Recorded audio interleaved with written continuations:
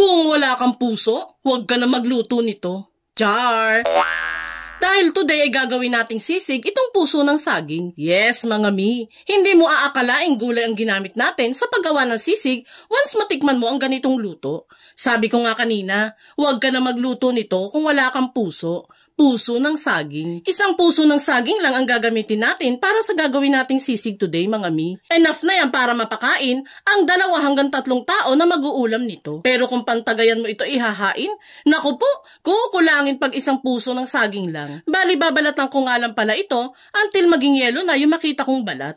Then saka ko tatanggalin yung pinakagitnang part, then saka i-chop ng ganito kalalaki. Medyo mabilis nga lang po palang mangitim yan, kaya diretso na natin yung ilalagay sa tubig pagkagayat. And dapat meron na din kayong pinakulong tubig sa kalan dahil dyan na po natin idediretso yung lahat ng nagayat nating puso ng saging. Pinakukuluan natin yan para mas lumambot ito at hindi ka agad mangitim.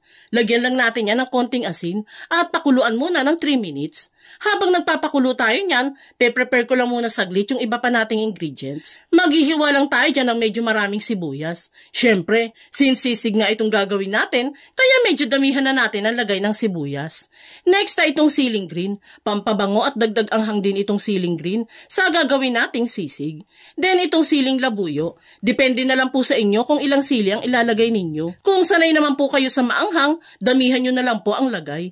And last ay itong kalamansi. Dagdag citrusy flavor yan at pantanggal umay na din. And pag okay na nga ang mga sangkap, hanguin na natin yung pinakuluan nating puso ng saging. I-drain at palamigin lang natin yan, then saka pigain ng matindi.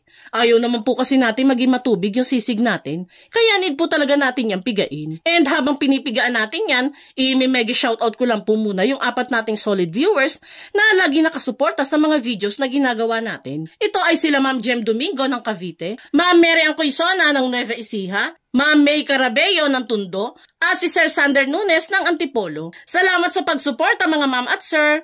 Pagkapigangan ng puso ng saging, ay eto na po lahat yung kinalabasan. Proceed na tayo sa pagluluto. Dito sa ating kawali, maglalagay lang tayo ng margarine at lalagyan din natin yan ng konti lang na mantika. Painitin lang yan at saka igisa ang sibuyas dito. Igisa lang natin ang sibuyas until mag-translucent na ang kulay nito. Then saka natin ilagay yung napiga nating puso ng saging. Haluin at igisa lang natin yan. Isisingit ko na din po palang pasalamatan itong 3 pa nating solid viewers na lagi ding nakasubaybay sa niluluto natin. Mabuhay po kayo Ma'am Rona De Leon ng Bulacan, Ma'am Argent 2480 na nanonood sa Saudi Arabia, at si Ma'am Marieta Rodriguez na nanonood naman sa Maynila. Thank you po sa inyo mga madam ko. Pagkagisa nga natin ito, lalagyan na natin yan ng siling green, konting toyo at isang kalamansi. Hahaluin pa natin yan until kumalat ang mga pampalasang inilagay natin. Then para mas maging kalasa yan na sisig, lalagyan natin yan ng isang latang liver spread. Malasa kasi ang liver spread mga mi, at di talaga nila malalaman na gulay pala ang kinakain nilang sisig. Haluin pa natin yan until humalo ng maigi ang liver spread dito sa niluluto natin. Kung gusto mo nga rin po palang ma-shoutout sa mga videos na ginagawa natin, pusuan mo lang po itong video natin at mag-comment ka na din po dyan sa ibaba kung taga saan po kayo. Malay nyo po, ikaw naman ang susunod na ma-shoutout natin sa mga future videos na gagawin pa natin. Salamat po lagi! Kapag nahalo ng maigi ang liver spread, last na nating ilalagay ang siling labuyo. Haluin na lang yan for 1 minute and pwede na yang hanguin. Ito pong susunod na gagawin natin is optional lang mga miha. Bali, paiinitin ko lang po itong sizzling plate natin, then saka ko yan lalagyan ng margarine. At ilalagay na dito yung ginawa nating sisig. Create lang tayo ng space sa gitna, then saka ilagay ang isang pirasong itlog dito.